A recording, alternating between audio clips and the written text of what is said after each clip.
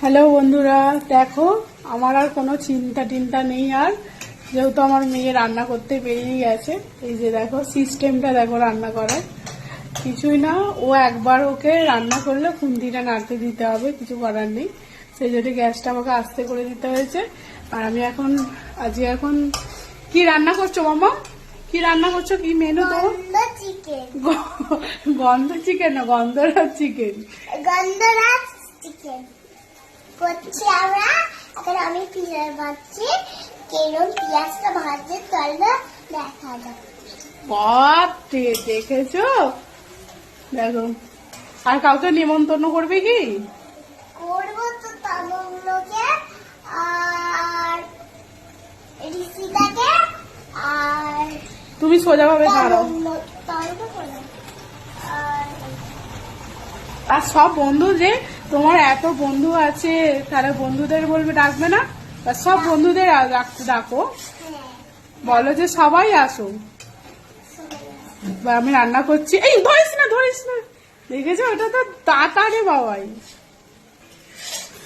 এই যে গন্ধরাজ চিকেন হচ্ছে, গোটা বাজারের লোককে নিমন্ত্রণ করা হয়ে গেছে, সোজা কথা। এই যে চলো রান্না করে নি।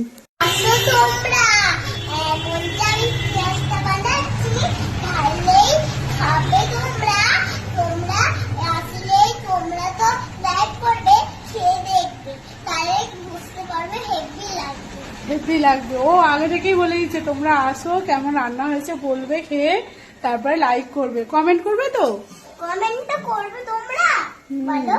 ও দেখো না, পাকা বুড়ি দেখো খুন্তি সে দেখেছো। ও সোজা কথা তাড়াতাড়ি রান্না শিখে যাবে, কারণ রান্নার প্রতি প্রচুর জোর, রান্না করতে যায় প্রচুর। এই যে তোমার বয়স কত বাবা? 5 বছর। 5 বছর?